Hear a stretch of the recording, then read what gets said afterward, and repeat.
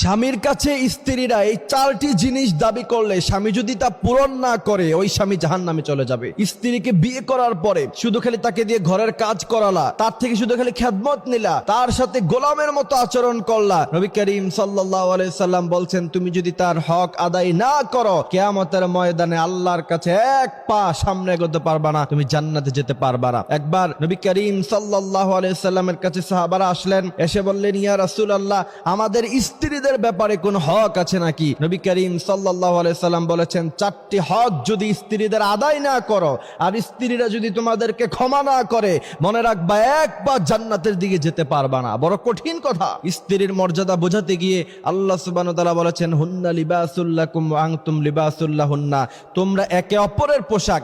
এই জায়গাটাতে আল্লাহ পাক স্বামী এবং স্ত্রীকে সমান অধিকারের কথা বলে দিয়েছিলেন। এই জন্য অবশ্যই খেয়াল রাখতে হবে আপনার স্ত্রীকে আপনি সর্বোচ্চ তাকে মর্যাদা দিতে হবে, তার অধিকার আপনাকে আদায় করতে হবে। প্রথম নাম্বার হচ্ছে সে যদি আপনার কাছে মোহরানা দাবি করে অবশ্যই আপনাকে মোহরানা দিতে হবে। এবার আপনি বলবেন যে হুজুর যদি মোহরানা দেওয়ার মতো ক্ষমতা না থাকে, মোহরানা দেওয়ার মতো ক্ষমতা না থাকলে আপনি বিয়ে করছেন কেন? আপনাকে বিয়ে করতে কে বলেছে? আপনার স্ত্রী যদি আপনার কাছে মোহরানা দাবি করে অবশ্যই আপনি তাকে মোহরানা বুঝিয়ে দিতে হবে, আর না হলে আল্লাহর কাছে আপনাকে তার জন্য জবাবদিহিতা করতে হবে। এই জায়গাতে এসে আপনার কাছে যদি একান্তভাবে মোহরানা দেওয়ার মতো সক্ষমতা, সেই সম্পদ যদি আপনার কাছে না থাকে তাহলে আপনি বেশি থেকে বেশি যেটা করতে পারেন অত্যন্ত বড় নম্র ভাষায় তার থেকে আপনি ক্ষমা চেয়ে নিতে পারেন। তবে কোন স্ত্রী যদি ক্ষমা না করে আপনি কিন্তু কোনোদিন ক্ষমা পাবেন না। এই জন্য তাকে ভালোবাসা দিয়ে আদর দিয়ে তার থেকে আপনি ক্ষমা চেয়ে নিতে পারেন। তবে আপনার যদি সামর্থ্য থাকে, সম্পদ থাকে, এরপরেও যদি আপনি তার কাছে ক্ষমা চাইতে যান তাহলে সে কিন্তু ক্ষমা না করলে কোনোভাবে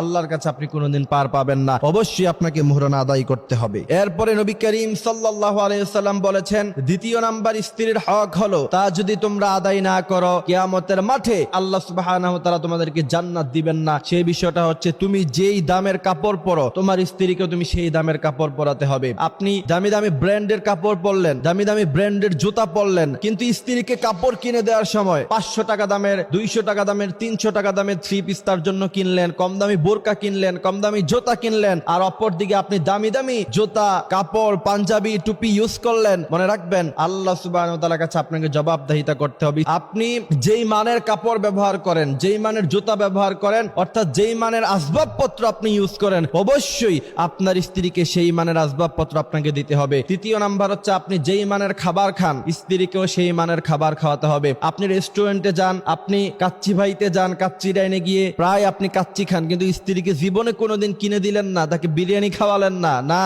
নবী করিম সাল্লাল্লাহু আলাইহি সাল্লাম বলেছেন তুমি যেই মানের খাবার খাও অবশ্যই তোমার স্ত্রীকে তুমি সেই মানের খাবার খাওয়াতে হবে। চতুর্থ নাম্বার হচ্ছে দুটি হক, সেই দুটি হক আপনাকে আদায় করতে হবে। একটি হচ্ছে বর্জনীয় আর একটি হচ্ছে করণীয়। যেমন কখনো আপনি তাকে গালিগালাজ করতে পারবেন না। দ্বিতীয় নাম্বার হচ্ছে আপনি কখনো তার চেহারায় আঘাত করতে পারবেন না, তাকে আপনি সর্বোচ্চ সম্মান দিতে হবে, এটা হচ্ছে করণীয়। এই জন্য প্রিয় ভাইয়ের আমার এইসব বিষয়গুলি আল্লাহ সুবহানাহু ওয়া তাআলা আমাদেরকে খেয়াল রাখার তৌফিক দান করুক। তার কারণ হলো আল্লাহ সুবহানাহু ওয়া তাআলা এই যে সিস্টেম স্বামী এবং স্ত্রী, এটা একটা সুন্দর একটা জীবন ব্যবস্থা। যেই সমস্ত জাতিগোষ্ঠীর লোকেরা বিয়েতে অভ্যস্ত না, দিন শেষে এদের বয়স যখন অনেক হয়ে যায় 40-50, হতাশায় ভুগে শেষ পর্যন্ত তারা আত্মহত্যা করে। যারা বিয়ে করে এরা যখন বৃদ্ধ হয়, ছেলে সন্তান হয় তাদের, তখন সম্পর্কটা সুন্দর হয়, তাদের জীবনটা বড় সুন্দর হয়। এই জন্য আল্লাহ সুবহানাহু ওয়া তাআলা বলেছেন ওয়াশিরুহুন্না বিল মা'রুফ, তুমি তোমার স্ত্রীদের সাথে সৎ আচরণ করো। সৎ আচরণ করার মানে হলো স্ত্রীকে গালি দেয়া যাবে না, বকাবকি করা যাবে না, তার গায়ে হাত তোলা যাবে না। যেই সমস্ত স্বামীরা স্ত্রীর গায়ে হাত তুলে নিজেকে বীর পুরুষ দাবি করতে চায়